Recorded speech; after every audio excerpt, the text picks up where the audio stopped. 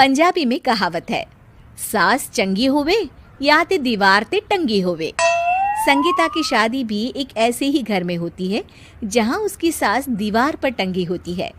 ससुर और पति शादी के पहले दिन उसे सास के फोटो के सामने ले जाते हैं, जहां ससुर जी कहते हैं, बेटा बेटा संगीता, ये तुम्हारी सास थी, बहुत नेक और भली, लेकिन थोड़ी गुस्सैल थी। गुस्सा आने पर सब तहस नहस कर देती थी, पर अब ये इस दुनिया में नहीं है। हाँ संगीता, माँ होती तो तुम इनकी कोई बात टाल नहीं सकती थी, वरना तो माँ घर में भूचाल ले आती। संगीता मन में खुश होती है कि अच्छा है कि ऐसी औरत अब इस घर में नहीं है, लेकिन दिखावे के लिए वो जैसे ही सास की फोटो के सामने हाथ जोड़कर खड़ी होती है, ये क्या? सास उसे देखकर मुस्कुराने लगी। संगीता आंखों को मलकर एक बार फिर से देखती है, लेकिन फिर सास के चेहरे का भाव, भंगिमा यानी एक्सप्रेशन बिल्कुल बदले होते हैं। वो अपने पति और ससुर को कहती है, माँ की तस्वीर तो स्माइल कर रही है। ना ना बेटी, ये कैसे संभव है? जरूर तुम्हें कोई गलती हुई होगी, ऐसा कैसे हो सकता है? लगता है तुम शादी की सारी फॉर्मेलिटी करते करते थक गई हो, तुम्हें आराम की जरूरत है संगीता। खैर, सारे संगीता की बात को इग्नोर कर कमरे में चले जाते हैं।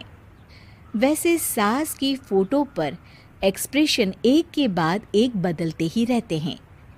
सुबह होती है, पति और ससुर को काम पर भेजकर संगीता कमरे की सफाई करने में लग जाती है कि तभी उसे आवाज आती है, टेबल ठीक से साफ करो।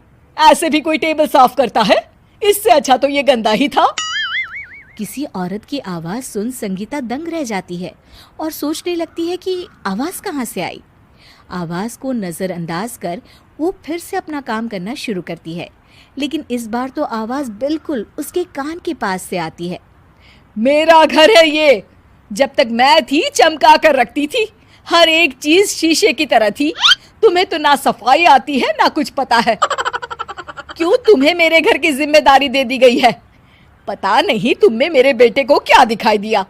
मैं होती तो एक से बढ़कर एक लड़कियों की लाइन लगा देती। अब संगीता को समझने में देर नहीं लगी कि ये आवाज किसी और की नहीं बल्कि उसकी सास की है, जो दीवार पर टंगी है। वो उसके पास जाती है और कहती है, नमस्ते सासू माँ, मुझे तो कल ही लग रहा था कि दीवार में कुछ काला है। वो दीवार नहीं, दाल होती है पगली। सही पकड़े हैं सासू माँ। तो क्या हो गया आपको जो आप यहाँ भी चैन से नहीं बैठी हैं? सुना मैंने आपका व्यवहार काफी गुस्से वाला था। चुप रह तू, ज्यादा बकर बकर ना कर। घर का काम करना तो आता नहीं, आई है मुझसे बहस करने। हाँ देखिए सासू माँ, मैं आपसे साफ साफ कह देती हूँ, मुझसे पंगा लेने की कोशिश मत करिएगा। तभी पीछे से संगीता का पति आता है। अरे संगीता, किससे बात कर रही हो? कौन है वहाँ? संगीता की सास की फोटो फिर से पहले जैसी हो जाती है। आपकी माँ से कह रही थी कि मुझे काम करना आता। अरे संगीता, माना सास के ताने हर बहू को अच्छे लगते हैं, लेकिन यहाँ तो माँ है ही नहीं, तुम तो फोटो से ही। तुम भी लाजवाब हो संगीता। किसी को विश्वास नहीं होता कि संगीता अपनी मरी हुई सास की फोटो से बात करती है। वहीं आए दिन संगीता की सास संगीता को किसी न किसी बात पर आते जाते ताने देती। संगीता को भी अब सास के तानों और उनसे बात करने की आदत हो गई। वो कभी खानदान की कहानी तो कभी तीज त्योहार कैसे मनाए या किसी व्यंजन की रेसिपी सास से ही पूछती।